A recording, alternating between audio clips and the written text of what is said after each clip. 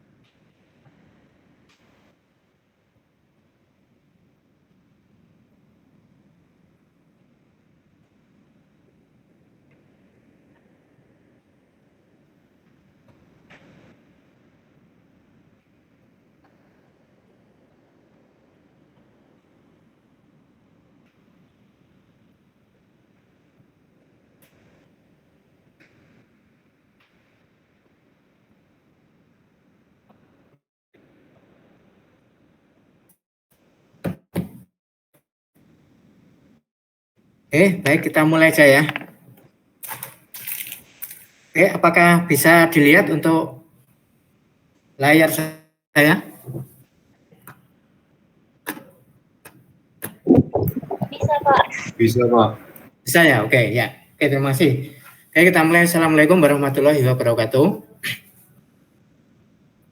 Kali ini kita akan membahas masalah pengujian ya. Nanti setelah kita bisa membangun aplikasi di Docker ya, aplikasi web gitu ya, aplikasi web yang melibatkan get metode get sama post gitu ya. Untuk di atas Docker ya, kita bisa melakukan pengujian ya, pengujian seperti di RPL ya. Mungkin ada yang pernah ngambil ya di rekayasa perangkat lunak. Di situ ada materi tentang sub pengujian ya, sub pengujian. Oke, kita khususnya kalau kita terkait dengan mata kuliah sistem terdistribusi ya, kita sekarang lagi menggunakan kontainer ya, kontainer. Kemudian kita bisa uji kontainer tersebut menggunakan stress test ya,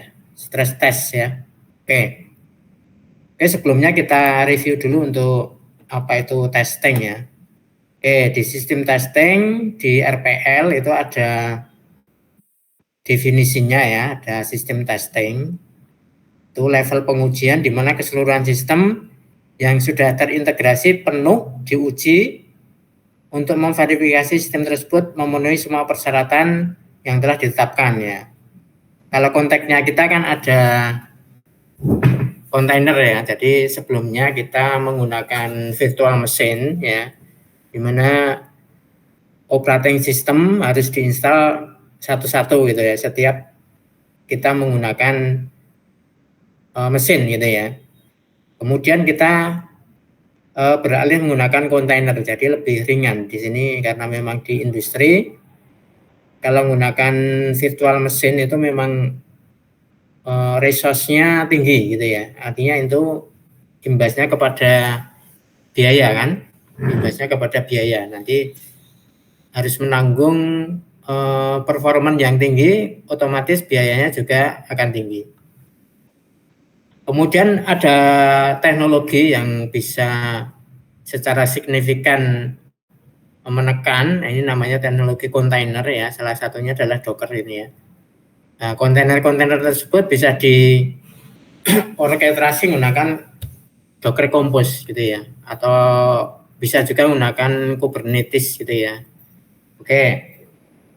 Kemudian setelah kita berhasil membangun aplikasi ya, kita bisa melakukan pengujian ya secara end to end ya di lingkungan yang semirip mungkin dengan lingkungan industri gitu ya. Oke. Tujuannya bukan lagi mencari level kode kesalahan di level metode gitu ya, tetapi tidak mencari bug di programnya, tapi kita akan menguji secara keseluruhan ya. Ini beberapa tabel yang membedakan antara pengujian-pengujian yang ada ya. Oke, di situ ada pengujian unit test, berarti di situ yang dites atau yang diuji adalah metode ya, satu fungsi umpamanya. Oke, kemudian metodenya white box ya, jadi harus tahu ya kode programnya. Kemudian ada integration test, di situ yang diuji adalah interface atau sambungan-sambungan antara dua unit. Ini juga white gray box ya. Oke, jadi artinya tahu di dalamnya juga. Oke, kemudian yang ketiga yang akan kita lakukan ini adalah sistem tes ini. Sistem yang akan diuji. Ini keseluruhan aplikasi ya, kalau kita sudah menggunakan Docker Compose ya, ada aplikasinya, maka kita tidak perlu tahu codingnya di dalamnya apa, tapi langsung kita uji. Oke gitu ya. Oke, ini metodenya metode black box, jadi sistem testingnya tidak perlu melihat atau memahami kode internal program sebenarnya. Kalau di program ada sendiri ya, ada mata kuliah sendiri nanti. Yang penting ada program get post-nya, kemudian kita uji nanti seperti itu. Di lingkungan Docker gitu ya, di lingkungan kontainer. Kemudian di sini ada testernya, hanya peduli pada dua, nanti ada inputnya yang dimasukkan apa seperti itu ya. Umpamanya klik tombol isi form ya, dan seterusnya. kemudian outputnya muncul seperti apa gitu ya. Oke. Jadi pengujian yang black box ini berdasarkan persyaratan ya, pokoknya fungsional ya, spek bisnis ya. Jadi bukan pada struktur pada kodenya.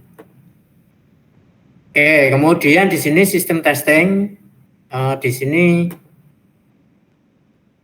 yang diuji adalah beberapa ya. Jadi yang pertama adalah ada uji fungsionalnya ya, memastikan setiap fungsi berjalan sesuai speknya gitu ya. Namanya penggunaan login gitu ya, sudah valid atau belum dan seterusnya. Oke, bisa juga non fungsional, pengujian non fungsional, jadi menguji seberapa baik sistem bekerja ya. Jadi bukan fiturnya tapi tentang kualitas di sini ya. Ya, contoh nanti kita akan menguji performance testing, jadi seberapa cepat sistem merespon gitu ya.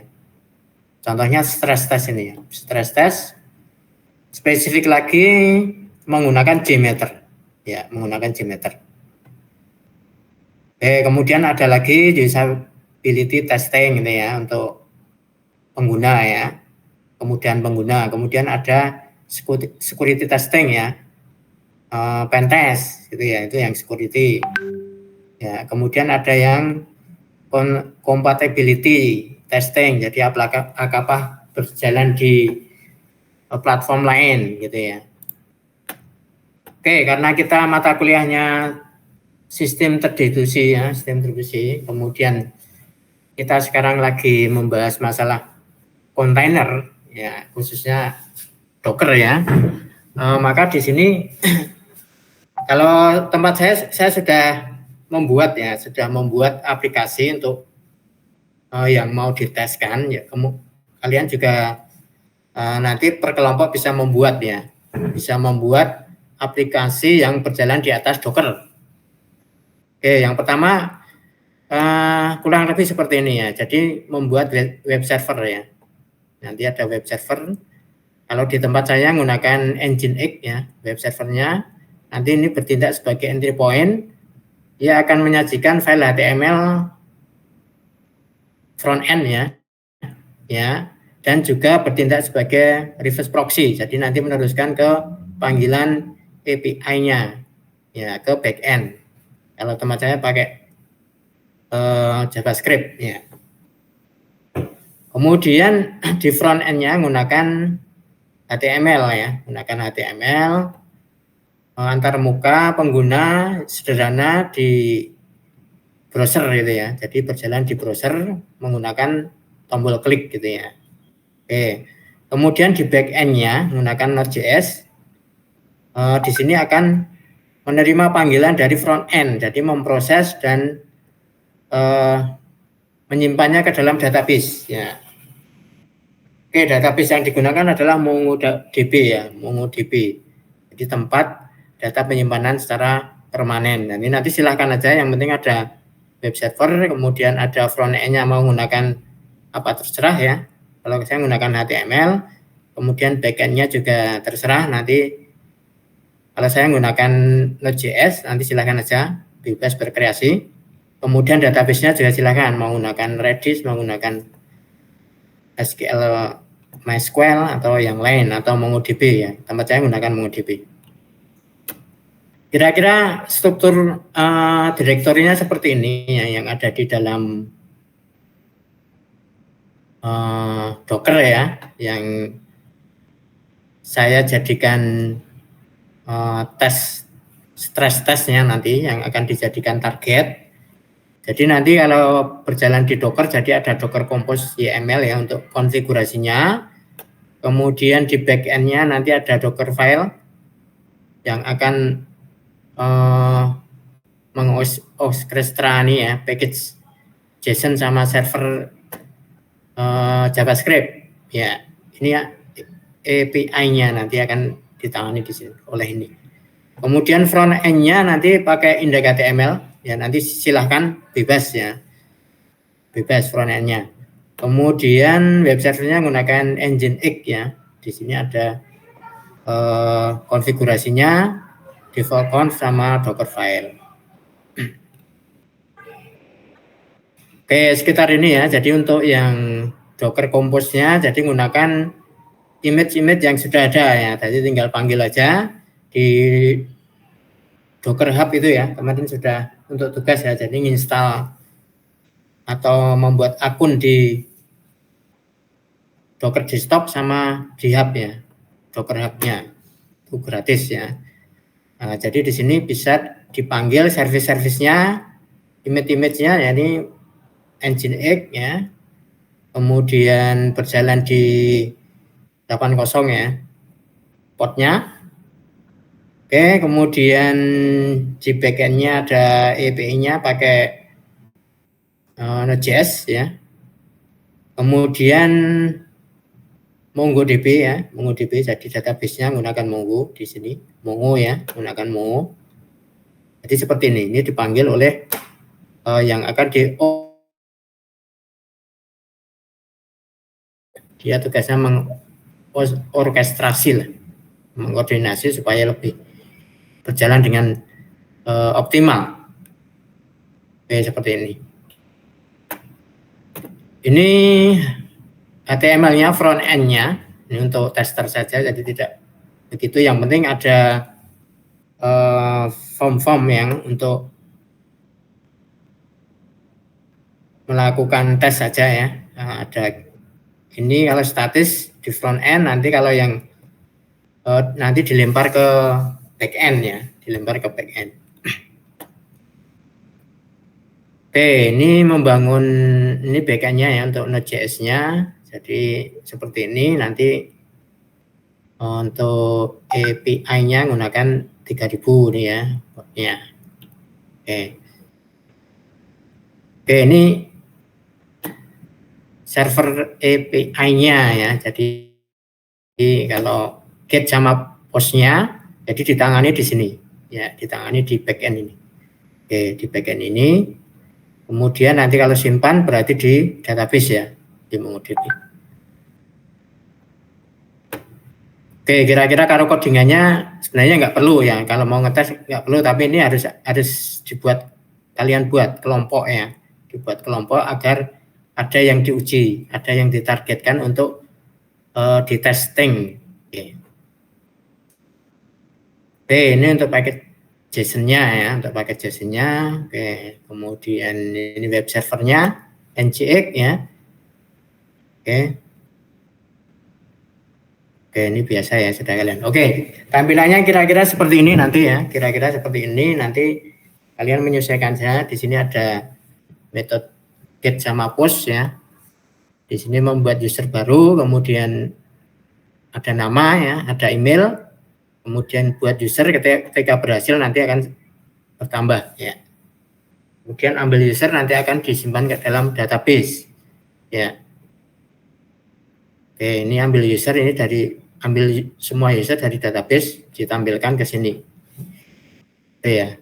Yang penting ada metode get post-nya yang mau kita uji. Oke, kemudian kita uji pakai stress test, jadi uji beban istilahnya. Uji beban yang akan kita targetkan aplikasi yang kita bangun di atas Docker ya, menggunakan Jmeter ya. Ini penting ini ya, jadi kalau membangun aplikasi itu seberapa ketahanannya pakai uji beban gitu ya, seberapa dia kuatnya gitu ya, wajib diuji ya, walaupun pengujiannya ada banyak ya, sebenarnya pengujiannya ada banyak di RPL itu. Untuk yang ini pakai stress test ya. Jadi di sini nanti tujuannya untuk uji ini untuk apa? Jadi untuk mengukur performa atau kinerja dari endpoint-nya. Nah, contohkan aja pokoknya get API-nya user ya pada sistem berbasis Docker ya.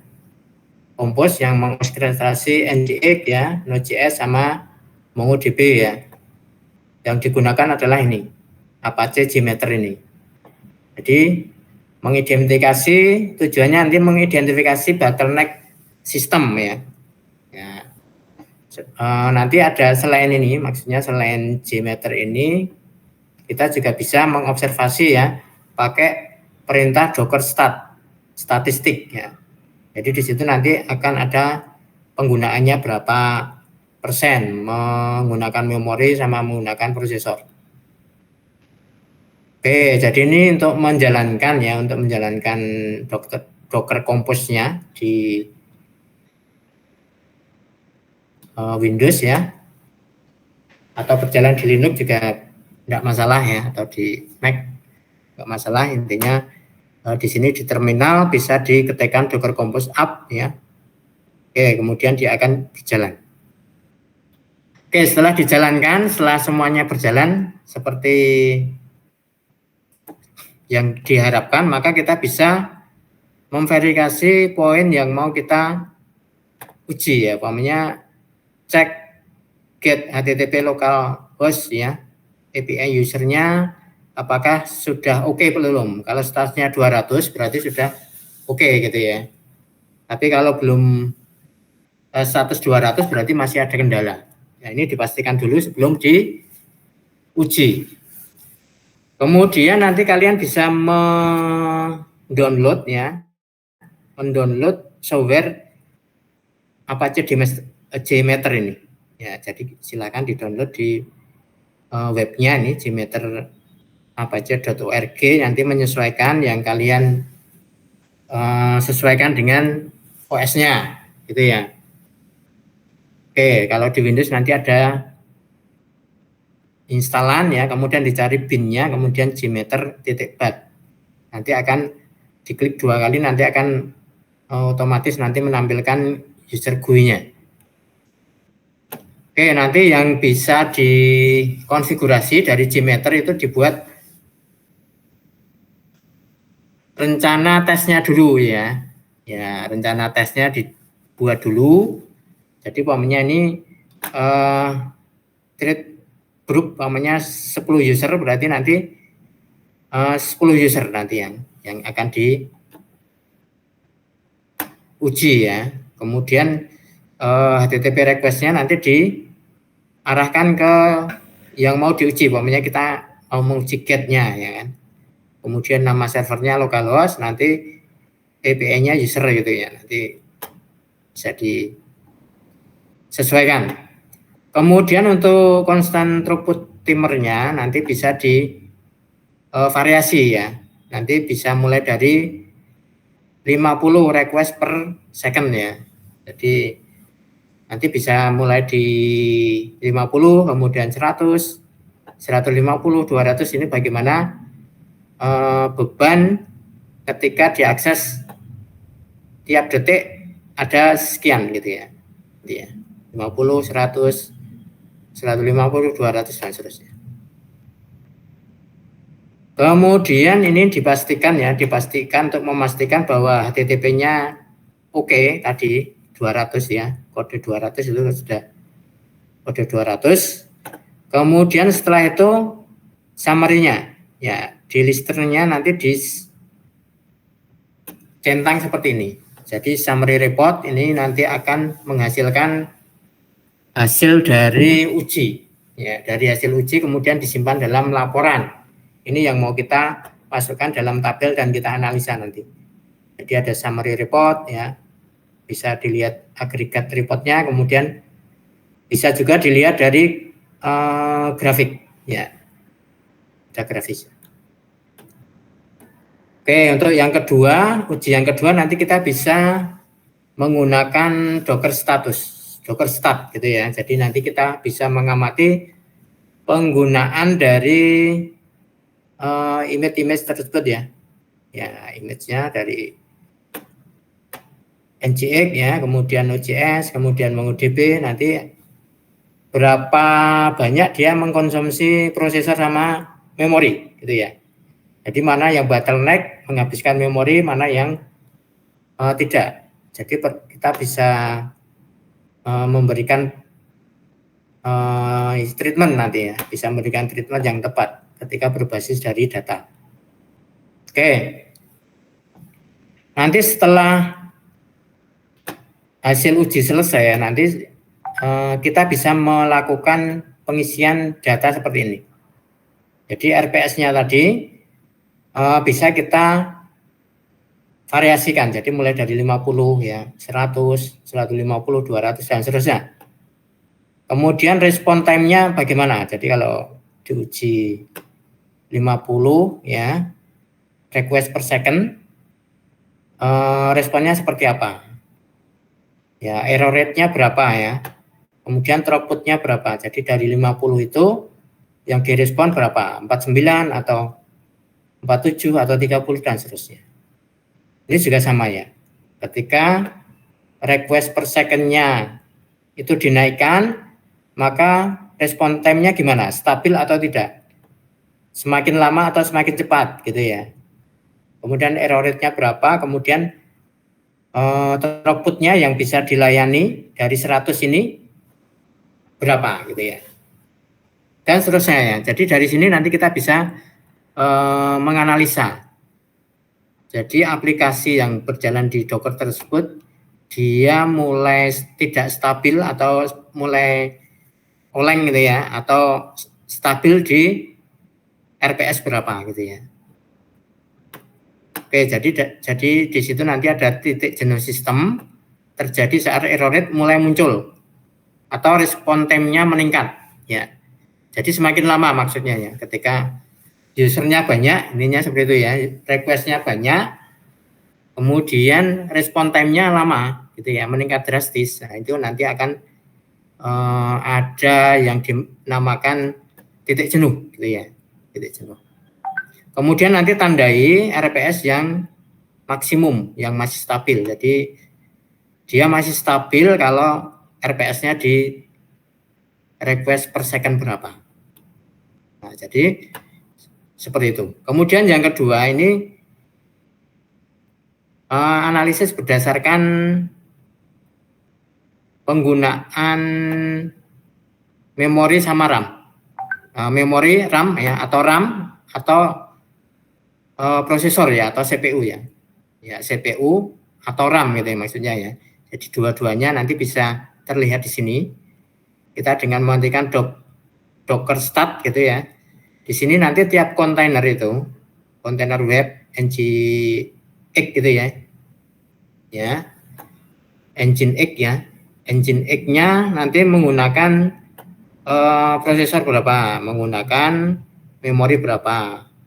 Bottleneck tidak, kalau nanti dia mendominasi gitu ya, hampir ke 100% itu dia bottleneck. Kemudian di backend-nya ya, API-nya, penggunaan CPU-nya berapa ya, kemudian RAM-nya berapa, kemudian dia gimana, mendekati 100 enggak. Kemudian Mongo ya, database-nya, dia menggunakan prosesor berapa, RAM-nya berapa gitu ya. Dari situ kita bisa menganalisis ya, bisa menganalisis yang bottleneck di mana. Kemudian kita bisa memberikan treatment nanti ya dari pengujian ini. Oke, nanti untuk yang nanti bisa dilihat dulu, memastikan bahwa kontainernya aktif ya. Pakai Docker PS, Docker proses status gitu ya. Kalau di OS kan ada ya, ada PS juga proses. Oke, kalau di sini juga Docker proses status. Oke, contoh seperti ini ya. Ini contoh dari kontainer yang ID-nya adalah ABC123 gitu. Kemudian image-nya Nginx ya. Kemudian berjalan di port ini. Ya. Oke, namanya adalah web. Ini contoh kalau kita perintahkan Docker PS ya. Oke, seperti itu. Oke, saya kira ini oke, kemudian bisa dicoba dulu ya sebelum di testing pakai Gmeter, jadi bisa kita perintahkan untuk API-nya sudah berjalan dengan lancar atau belum, seperti ini ya. Seperti ini. Oke, kemudian kalau belum silahkan diperbaiki sampai berhasil ya konfigurasinya. Kira-kira kalau berhasil seperti ini ya, jadi ada 3 tadi ya, di tempat saya Docker PS, kemudian ada 3 yang berjalan kontainernya. Ini nomor ID kontainernya, kemudian ini image-nya ya. Image-nya ini ada Nginx ya, kemudian yang web, kemudian ada yang backend ya, API-nya, kemudian ada database, MongoDB-nya. Oke, ini kalau sudah berjalan seperti ini, berarti sudah oke. Kemudian juga kalau sudah kita tes ya pakai CURL, min-i, HTTP lokal host API-nya, backend-nya sudah berjalan, berarti sudah siap seperti ini. Oke, nanti seperti itu ya. Artinya untuk memastikan sudah berjalan gitu ya. Sudah memastikan sudah berjalan semua, baik MongoDB-nya berfungsi, gitu, database-nya berfungsi ya. Kemudian backend-nya berfungsi, yang API-nya berfungsi, yang siap digunakan untuk pengujian stress test JMeter ya. Kemudian kita bisa melakukan pengujian. Oke, ini persiapan ya. Kita jalankan untuk aplikasinya. Oke, ini tadi diulang lagi nih. Oke, ini tutorialnya ya, tutorial dari konfigurasi JMeter-nya. Jadi nanti diklik aja tes plan-nya, kemudian di add, treat user, kemudian treat group, kemudian dikonfigurasi seperti ini umpamanya. Ini menyesuaikan. Kemudian yang kedua setelah itu add ya, sampler ya, kemudian HTTP request-nya dipilih. Ya, yang mau kita uji adalah get, maka diisi get metodenya, nama servernya localhost karena lokal ya, kemudian portnya disesuaikan.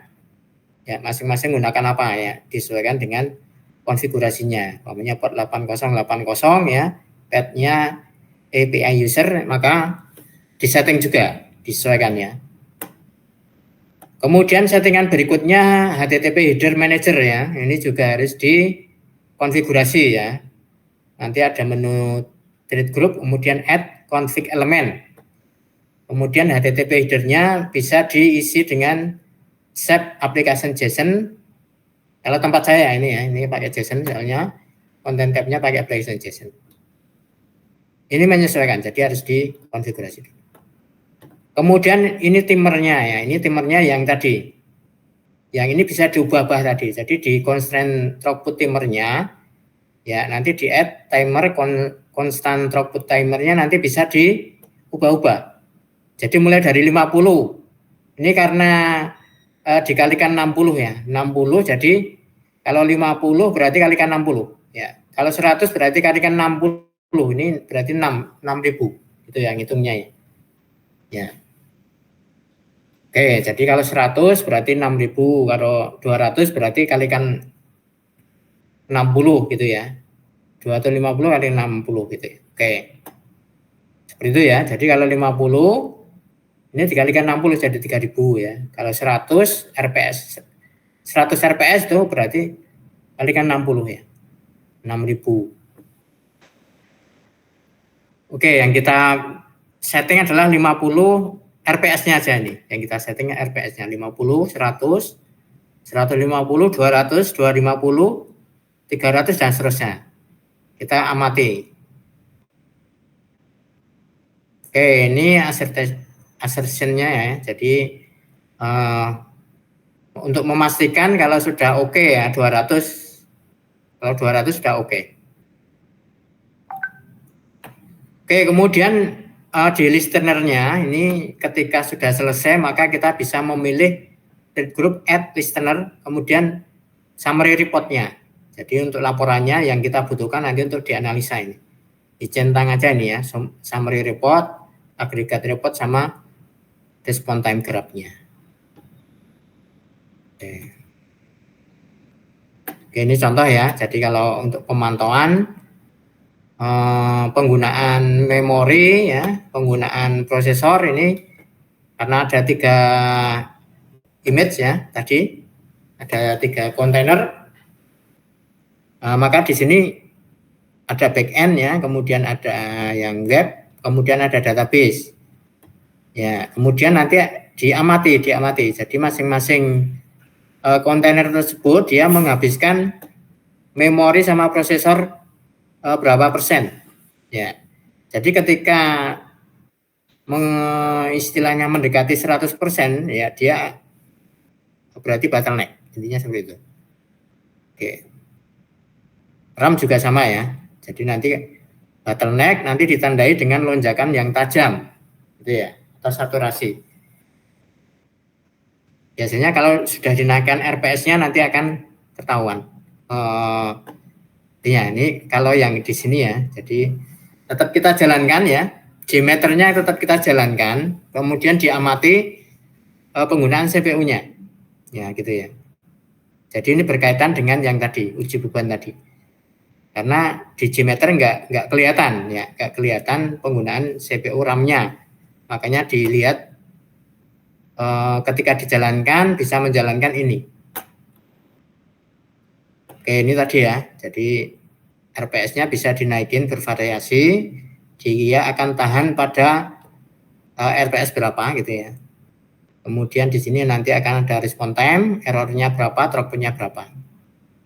Begitu juga setelah dijalankan juga diamati penggunaan CPU sama RAM-nya. Diperhatikan kalau ada yang mendekati 100%, berarti dia bottleneck ini. Oke, ini penjelasan dari konfigurasi nanti ya. Jadi tadi di menu-menu J-meter tadi ada istilah-istilah ya. Jadi umpamanya DC 10 itu berarti jumlah virtual user yang akan mengakses endpoint secara bersamaan. 10 berarti ada 10 pengguna aktif ya. 100 berarti ada 100 pengguna itu ya. 300 ada 300 pengguna. Kemudian yang kedua ada waktu untuk menaikkan semua thread, misalnya 10 detik untuk 10 thread, berarti satu thread aktif setiap detik. Ya, kemudian ada scheduler ya, jadi menggunakan scheduler kita bisa mengatur durasi pengujian. Tujuannya untuk mengontrol intensitas durasi simulasi beban. Kemudian yang kedua tadi di sini ada metode ya, jadi jenis request yang digunakan untuk mengambil data apa. Jadi di sini bisa dipilih nih ya, ada post, ada get, kemudian alamat server yang dituju ya, kemudian portnya tempat engine X-nya mendengarkan, kemudian ada endpoint yang diuji untuk menentukan tujuannya untuk yang request sampler ini menentukan request yang akan dikirim ke sistem. Kemudian headernya juga menyesuaikan ya, jadi ada meminta respon ke dalam format JSON ya, menjamin komunikasi sesuai dengan format yang diharapkan oleh backend. Kemudian throughputnya ini yang divariasikan nanti ya, ini yang divariasikan. Jadi J-meter menghitungnya per ini ya, jadi namanya 100 ini ya, 100 RPS request per second ya. Kemudian dikalikan 60 ya, dikalikan 60 jadi umpamanya 6.000 gitu ya. Jadi tujuannya mengatur intensitas request agar sesuai dengan target. Ini nanti yang divariasikan. Oke, ini untuk memastikan aja bahwa respon dari server adalah berhasil ya, HTTP 200 oke. Oke, ini listenernya, jadi menampilkan statistik umum yang mau kita ambil datanya, jadi jumlah request, errornya berapa, throughputnya berapa, ini yang mau kita ambil. Kemudian ini visualisasi untuk waktu respon selama pengujian dalam bentuk graf. Oke, nanti ini bisa dibaca sendiri ya, untuk dibaca sendiri untuk detailnya. Ya, jadi umpamanya back-end-nya 100% berarti bottleneck ada di back-end gitu ya. Kemudian kalau yang database-nya penuh berarti bottleneck ada di database. Begitu juga kalau di engine X-nya ya, yang overload bottleneck ada di reverse proxy gitu ya. Ini untuk menganalisa dari performa. Oke, ini ketika sudah didapatkan pengujian, bagaimana optimasinya agar optimal gitu ya. Ini metode-metode ini yang biasa dilakukan ya. Ada menyimpan hasil query agar tidak hit database terus-menerus, kemudian di database dipercepat pencarian datanya menggunakan algoritmanya yang efisien seperti itu ya. Kemudian scaling ya, ditambahkan kontainernya atau gunakan load balancer itu ya. Kemudian kode optimasi ya, menggunakan optimasi ya di back end gitu. Kemudian connection pooling menghindari overhead koneksi data, umumnya diakses terus-menerus dan seterusnya. Ini bisa menyesuaikan disesuaikan dengan ketika sudah dilakukan pengujian ya. Oke, ini tadi sama ya, ini tadi sama untuk penjelasannya nanti bisa di baca sendiri, nanti akan saya berikan ini. Kebetulan kemarin saya juga pas ngasih materi, ada materi training, salah satu bagiannya adalah stress test ya. Jadi, seperti ini, salah satu bagian aja. Ya, bisa saya ambilkan dari materi saya ini. Ya, oke seperti itu ya. Jadi pamannya contohnya seperti ini. Jadi kalau kalian nanti nguji, pamannya hasilnya seperti ini ya. Ketika RPS-nya itu di 50, ya di 100, di 150, 200, 250, 300, ini bisa divariasikan ya ketika menguji. Yang timernya tadi ini bisa di RPS-nya bisa dinaikkan. Ketika 50 dia 120 ini kan milisecond. Kemudian ketika dinaikkan jadi 100 dia naik ini. Jadi lama kan ini. Naik dengan ini. Kemudian RPS-nya naik, ini juga ikut naik ini. Ini juga ikut naik. Dan terus seperti itu.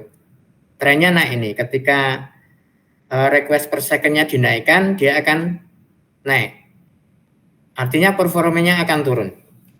Kemudian kita bisa lihat di error rate-nya. Jadi kalau di 50 sama 100 masih bagus ini ya, masih 0 kan.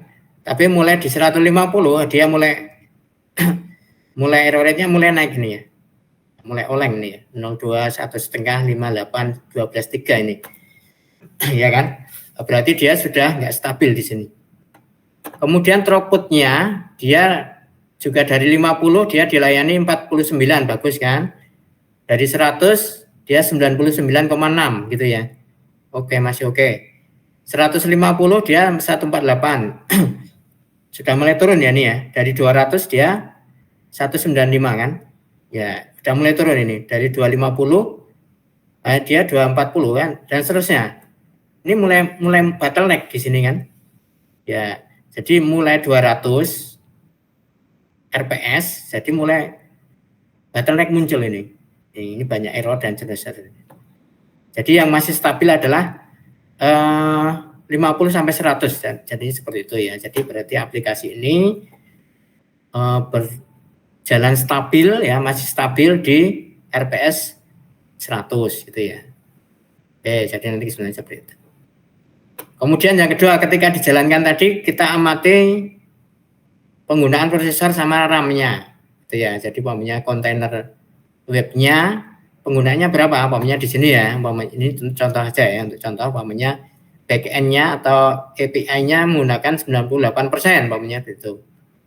Oke, berarti di sini bottleneck di sini karena dia hampir menggunakan 100% dari prosesor gitu ya. Kemudian database dia 65%, ini di tengah-tengah ya. Kemudian kalau web 15%, ini tidak bottleneck, ringan ya. Jadi seperti itu ya. Nanti hasilnya seperti apa kalian uji untuk aplikasi yang di kelompok kalian deploy ya. Yang penting ada get ya, ada get postnya, nanti biar bisa diuji ya aplikasinya.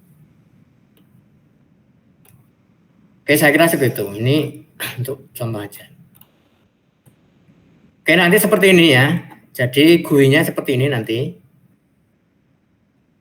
Oke, seperti ini wujudnya. Nanti kalau ketika kalian sudah berhasil menginstal JMeter-nya, nanti seperti ini. Jadi kita bisa melakukan add ya, create group ya, kemudian di setting mulai dari HTTP request ya, HTTP header-nya, ya, kemudian constant timer-nya, respon assertion-nya, duration assertion-nya, summary report-nya, aggregate report-nya, time graph-nya, itu diikuti di sini, diikuti yang ada di panduan tadi ya.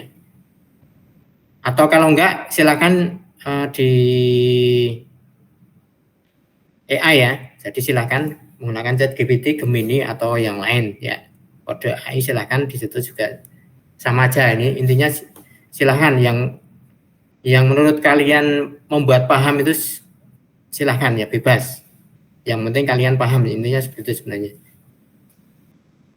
Oke, seperti itu ya, nanti kira-kira seperti itu. Nah, ini contohnya, contoh hasil dari running dari JMeter ini, contohnya seperti ini.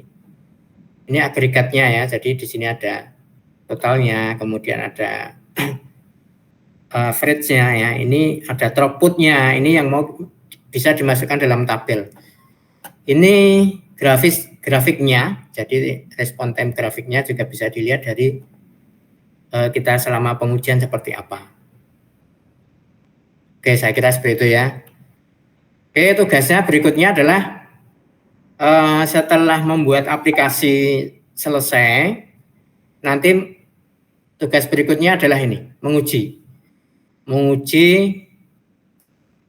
kemudian hasil dari uji tersebut dimasukkan dalam tabel gitu ya, dimasukkan dalam tabel untuk contohnya seperti ini ya.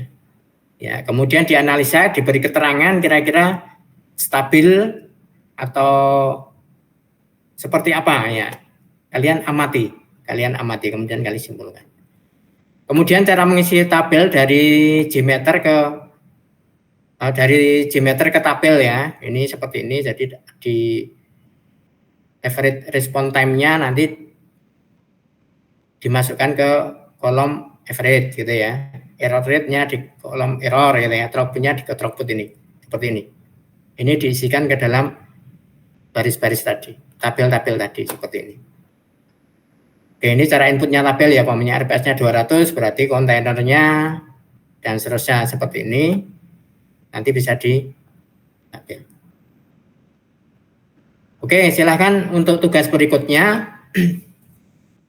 Tugas berikutnya adalah ini. Jadi menguji ya aplikasi yang sudah dibangun di Docker ya, yang kelompok saja itu ya, kemudian diuji nanti hasilnya seperti apa. Oke, saya kira seperti itu. Mungkin ada pertanyaan. Nanti di sini nanti akan saya ini kan, nanti akan saya bagikan ya. Nanti akan saya bagikan di grup ya. Nanti akan saya bagikan di grup untuk ini. Oke, saya kira seperti itu. Ada pertanyaan? Atau untuk progres aplikasinya yang sudah berhasil, sudah ada belum untuk membuat aplikasi di Docker? Ada yang sudah berhasil?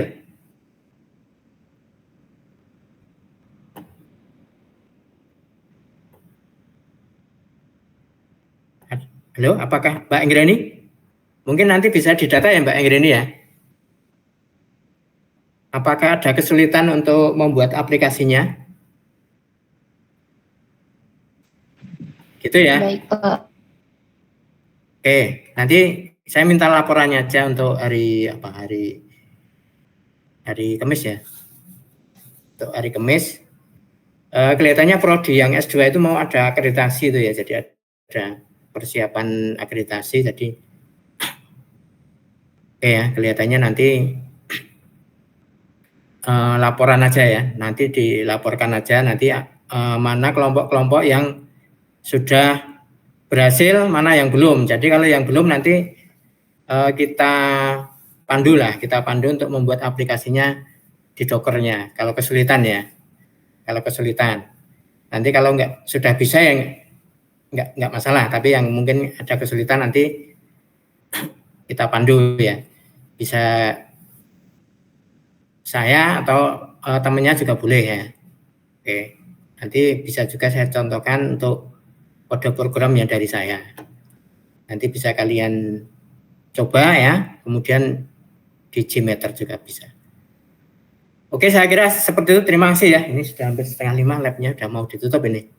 Oke, terima kasih. Wassalamualaikum warahmatullahi wabarakatuh. Waalaikumsalam warahmatullahi wabarakatuh.